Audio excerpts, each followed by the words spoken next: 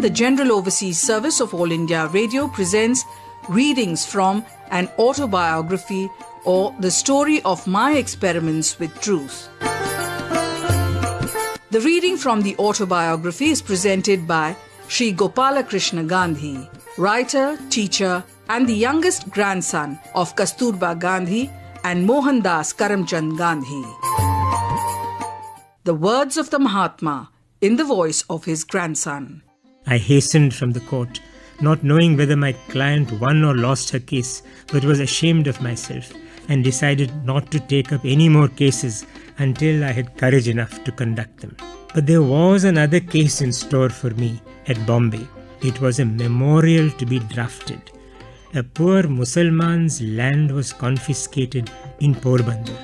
He approached me as the worthy son of a worthy father. His case appeared to be weak, but I consented to draft a memorial for him, the cost of printing to be borne by him. I drafted it and read it out to friends. They approved of it, and that to some extent made me feel confident that I was qualified enough to draft a memorial, as indeed I really was. I used to attend High Court daily whilst in Bombay, but I cannot say that I learnt anything there. I had not sufficient knowledge to learn much. Often I could not follow the cases and dozed off. There were also others who kept me company in this, and thus lightened my load of shame. After a time, I even lost the sense of shame as I learned to think that it was fashionable to doze in the court. In the meantime, a Memon firm from Porbandar wrote to my brother making the following offer. We have business in South Africa. Ours is a big firm and we have a big case there in the court, our claim being £40,000.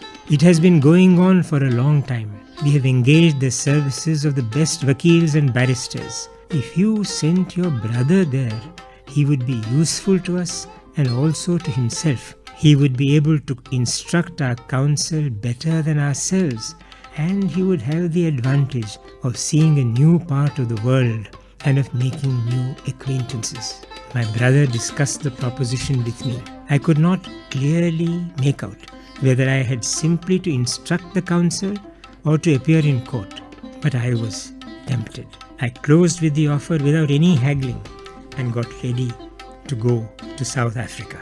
When starting for South Africa, I did not feel the wrench of separation which I had experienced when leaving for England. My mother was now no more. This time, I only felt the pang of parting with my wife. Another baby had been born to us since my return from England. We are bound to meet again in a year, I said to her by way of consolation, and left Rajkot. The port of Natal is Durban, also known as Port Natal. Abdullah Sheth was there to receive me. As the ship arrived at the quay and I watched the people coming on board to meet their friends, I observed that the Indians were not held in much respect. I could not fail to notice a sort of snobbishness about the manner in which those who knew Abdullah Sheth behaved towards him, and it stung me. Abdullah Sheth was practically unlettered, but he had a rich fund of experience. He had an acute intellect and was conscious of it.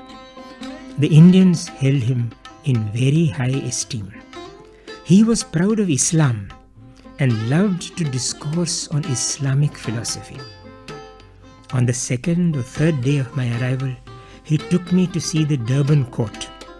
There he introduced me to several people and seated me next to his attorney. The magistrate kept staring at me and finally asked me to take off my turban.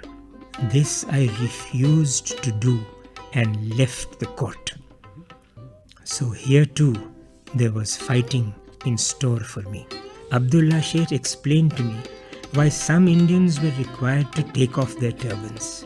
Those wearing the Musalman costume might, he said, keep their turbans on, but the other Indians, on entering a court, had to take theirs off as a rule. The Indians were divided into different groups. One was that of Musalman merchants who would call themselves Arab.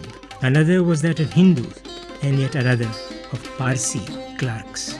But by far, the largest class was that composed of Tamil, Telugu, and North Indian indentured and freed labourers. The indentured labourers were those who went to Natal on an agreement to serve for 5 years and came to be known there as Girmitiyas, from Girmit, which was the corrupt form of the English word agreement. The other three classes had none but business relations with this class. Englishmen called them coolies, and as the majority of Indians belonged to the labouring class, all Indians were called coolies or Samis. Sami is a Tamil suffix occurring after many Tamil names. I was hence known as a coolie barrister. The merchants were known as coolie merchants. The original meaning of the word coolie was thus forgotten, and it became a common appellation for all Indians. The Musalman merchant would resent this and say, I am not a coolie, I am an Arab, or I am a merchant, and the Englishman, if courteous, would apologize to him. The question of wearing the turban had a great importance in this state of things. Being obliged to take off one's Indian turban would be pocketing an insult. I wrote to the press about the incident and defended the wearing of my turban in the court. The question was very much discussed in the papers, which described me as an unwelcome visitor. Thus the incident gave me an unexpected advertisement in South Africa within a few days of my arrival there. My turban stayed with me practically until the end of my stay in South Africa.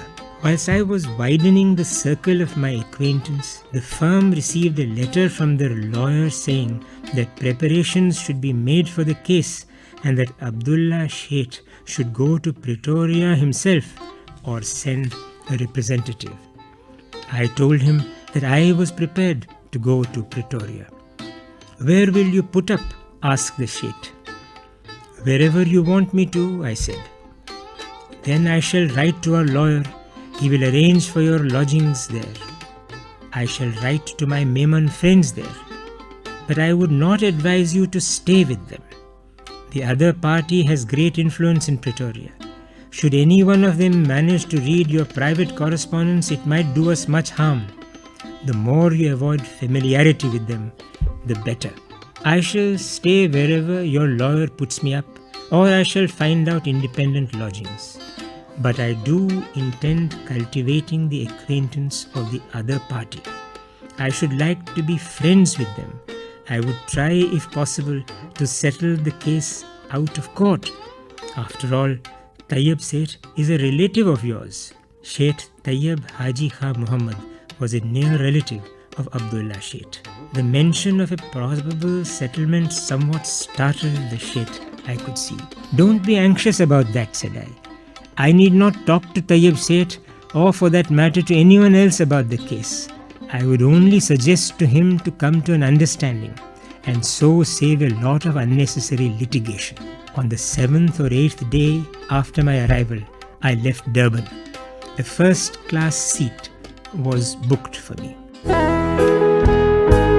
You just heard the reading from the autobiography of Mahatma Gandhi, presented by Sri Gopala Krishna Gandhi, the youngest grandson of Kasturba Gandhi and Mohandas Karamchand Gandhi.